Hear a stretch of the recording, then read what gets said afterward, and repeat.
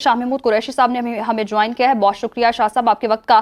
कहिएगा, जैसे कि परवेज इलाही को डी नोटिफाई कर दिया गया और अब परवेज इलाही कह रहे हैं इस फैसले को चैलेंज भी किया जाएगा, आप इस तमाम तर फैसले को कैसे देखते हैं और इतनी रात को ये फैसला सामने आना, क्या वजूहात है इसके पीछे? देखिए, वजह बड़ी वाज़ेह है। वफाकी हुकूमत बहर सूरत पंजाब की एक मुंतखब हुकूमत को बर्खास्त करना चाहती है, पंजाब की एक इलेक्टेड हुकूमत को डिस्टेबलाइज करना चाहती है और गवर्नर के ऑफिस को वो इस्तेमाल कर रही है। हमारी इत्तलात के मुताबिक जब गवर्नर साहब से ये तकाजा किया गया कि परवेज इलाही साहब को डी नोटिफाई किया जाए, तो वो सुनने में आया है कि वो उन्होंने मशावरत की और वो आमादा नहीं हो पा रहे थे, उन पर दबाव डाला गया और उनको बिलाखिर अपनी पार्टी के हुक्म पर उसकी तामील करनी पड़ी और एक गैर आईनी और गैर कानूनी कदम उठाना पड़ा। हमारी नज़र में ये जो डी नोटिफिकेशन है, इसकी कोई कानूनी, इसकी कोई आईनी हैसियत नहीं है और हमारे जो एडवोकेट जनरल हैं, हमारा जो लॉ डिपार्टमेंट है, उससे यकीनन चीफ मिनिस्टर साहब जो है या पंजाब गवर्नमेंट जो है वो राय लेगी। तो उस राय को सामने रखते हुए हम अपनी हिकमत अमली अपनाएंगे। बिल्कुल ये एक नामुनासिब हरकत की गई है, जबकि मुल्क इस वक्त एक माशी बहरान का शिकार है। आप देख रहे हैं इकॉनमी टैंक कर रही है, बेरोजगारी नई हदों को छू रही है, महंगाई आसमान को छू रही है, मुल्क में दहशतगर्दी की एक नई लहर सर उठा रही है। बड़ी हिम्मत से हमारे जवानों ने बन्नू के वाक़े को प्रोफेशनली हैंडल किया और दहशतगर्दों को कैफरे किरदार तक पहुंचाया।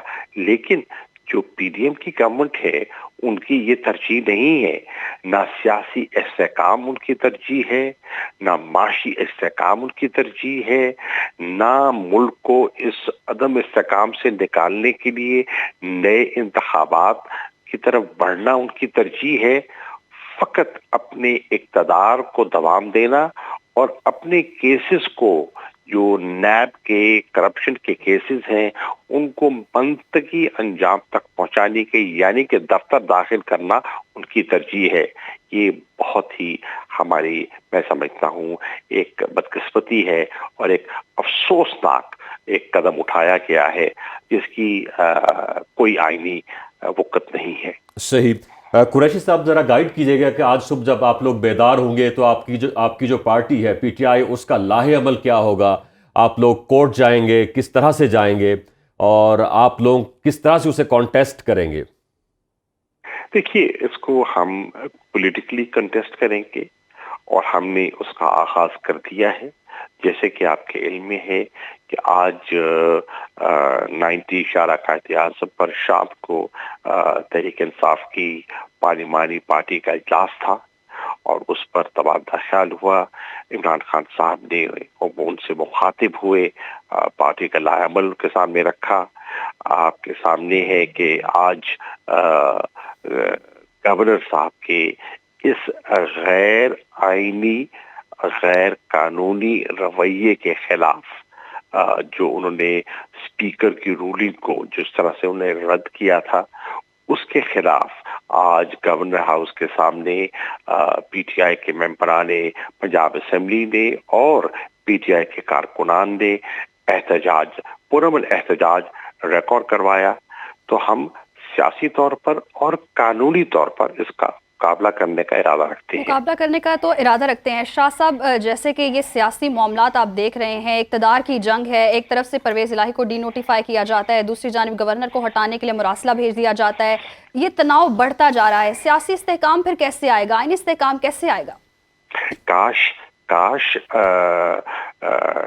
وفاقی حکومت اس انداز میں سوچ رہی ہوتی جس طرف آپ اشارہ فرما رہی ہیں.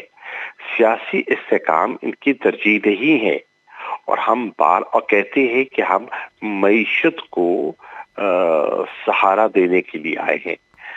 جب تک ملک میں سیاسی استحکام نہیں ہوگا معاشی استحکام کیسے ممکن ہے؟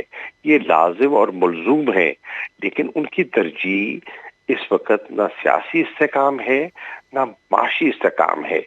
ان کی ترجیح اپنے کیسز سے فرار حاصل کرنا ہے. اور جب ہم نے ایک آئینی، قانونی اور جمہوری راستہ کی نشاندہی کی کہ آئیے مل کر اس ملک کو ہم اس دلدل سے نکالتے ہیں اور عوام سے رجوع کرتے ہیں، اور جمہوریت کا اور جمہور کا تقاضا یہ ہے کہ ہمیں عوام پر بھروسہ کرنا چاہیے، تو اس سے بھی فرار حاصل کرنا چاہتے ہیں. ہم نے حد الوسع کوشش کی کہ ہم کوئی ایسا قدم نہ اٹھائیں جس سے ملک کو نقصان ہو. مثال کے طور پر 26 نومبر کو جب ہم راولپنڈی پہنچے تو وہاں بہت بڑی تعداد میں لاکھوں کا مجمع تھا.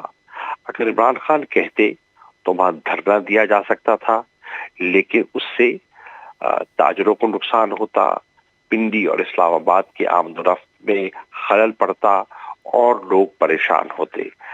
اگر عمران خان چاہتے، وہاں اتنی بڑی تعداد میں لوگ تھے کہ چند ہزار جو وہاں پولیس تعینات تھی اس پر غلبہ پایا جا سکتا تھا اور اسلام آباد کے اندر جس کہتے ہیں نا داخل ہونے کی کوشش کی جا سکتی تھی، لیکن اس سے خون خرابہ ہوتا. ہم نے اس راستے کو ترجیح نہیں دی.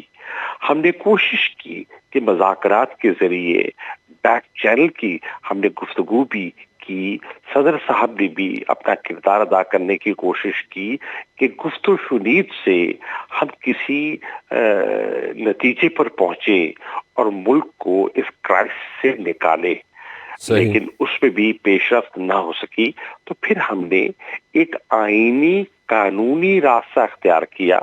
قومی اسمبلی سے ہم پہلے استعفے دے چکے تھے اور فیصلہ ہوا کہ پنجاب اور خیبر پختونخوا کے حکومتوں کو تحلیل کر دیا جائے گا. اب اس کو فرسٹریٹ کرنے کے لیے، اس کے راستے میں بند باندھنے کے لیے جی بالکل اس قسم کے غیر قانونی اقدامات اٹھائے جا رہے ہیں.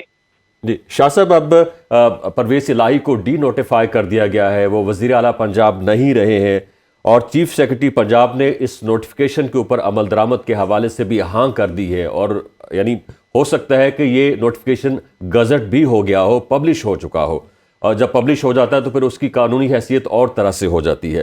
اور کل اگر وزیر اعلیٰ پنجاب کو وزیر اعلیٰ آفس کے اندر نہیں داخل ہونے دیا. دیکھیے، پہلی بات تو یہ ہے، میری اطلاع کے مطابق ابھی جو یہ گورنر کا آرڈر ہے وہ نوٹیفائی نہیں ہوا. ہو سکتا ہے میری معلومات ادھوری ہو، لیکن اس وقت تک گورنر کا آرڈر جو ہے وہ اس کا نوٹیفیکیشن جاری نہیں ہوا. اگر ہوا ہے تو مجھے بتائیے گا، میں نے کم از کم دیکھا. نمبر 1. سر، یہ تازہ ترین اطلاعات یہ ہیں کہ اس پر عمل درآمد ہو گیا ہے، نوٹیفیکیشن آ گیا ہے. اگر نوٹیفیکیشن آ گیا ہے تو پھر obviously اس کو چیلنج کیا جائے گا، اور مسئلہ عدالت میں جائے گا. صحیح. تو اس حوالے سے آپ کی پارٹی کے اندر کوئی مشاورت ہوئی تھی کہ اگر رات گئے ڈی نوٹیفائی کر دیے جاتے ہیں پرویز الہی، تو پھر آپ کی پارٹی کی کیا سوچ ہوگی، کیا موقف ہوگا، اس معاملے کو پھر کس طرح سے آپ لوگ آگے لے کے بڑھیں گے؟ جب وفاق کی حکومت کو رخصت کیا جانا تھا تب بھی شب خون مارا گیا، آج بھی شب خون مارا جا رہا ہے. یہ ہے فسطائیت کا مظاہرہ جو ہم دیکھ رہے ہیں. نہ قانون کی پاسداری، نہ آئین کی پاسداری، اپنے فیصلوں کو بزور بازو مسلط کرنے کا جو عزم کر رکھا ہے پی ڈی ایم کی سرکار نے، اس کی بڑی بھاری قیمت ادا کرنی پڑے گی عوام کو اور ملک کو. اور کاش ایسا نہ ہوتا، لیکن ہم سیاسی اور आईनी और कानूनी अंदाज में इसका मुकाबला करेंगे। आईनी और कानूनी अंदाज में तो मुकाबला किया जाएगा। शाह साहब, आपको क्या लगता है, जैसे कि सूरत हाल है, तसादुम बढ़ता नजर आ रहा है, उसका मुकाबला कैसे किया जाएगा पीटीआई की जानिब से? देखिए, हमने तो तसादुम को अवॉइड किया है। आपने देखा कि रावलपिंडी पहुंचकर हमने तसादुम को तरजीह नहीं दी, तसादुम को अवॉइड किया। आपने देखा वजीराबाद पर जब हम पर, इमरान खान पर, हमारे कारकुनान पर कातिलाना हमला किया गया, हमने तसादुम अवॉइड किया, हमने रिएक्ट नहीं किया और कोई हमने नुक्स अमन पैदा नहीं किया। और फिर वजीराबाद से लेकर रावलपिंडी तक मैं उस काफिले को इमरान खान साहब की हिदायत पर लीड कर रहा था।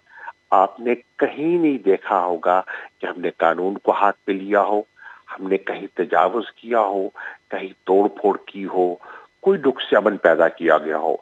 तसादुम हमारी तरजीह नहीं थी। सही, तसादुम आप लोगों की तरजीह नहीं है और आप चाहते भी नहीं तसादुम हो। शाह साहब, जैसे कि कप्तान ने कहा खिलाड़ियों को कि इस्तीफे दें, इस्तीफे ना दिए गए तो कार्रवाई होगी, किस किस्म की कार्रवाई की जाएगी? देखिए, नहीं, कौन से इस्तीफों का जिक्र कर रही है आप? इस्तीफों का जिक्र किया गया था कि जाएंगे और जाकर इस्तीफे दिए जाएंगे तमाम अरकान की जानिब से और लिखे जाएंगे इस्तीफे। बिल्कुल, देखिए, हम पहले तो हम इस्तीफे दे चुके, हम इस्तीफे दे चुके और हम बारहा कह चुके कि हम मुस्तफी हो चुके हैं। अब स्पीकर साहब ने फरमाया है कि वो जाती तौर पर लोगों को मिलना चाहते हैं।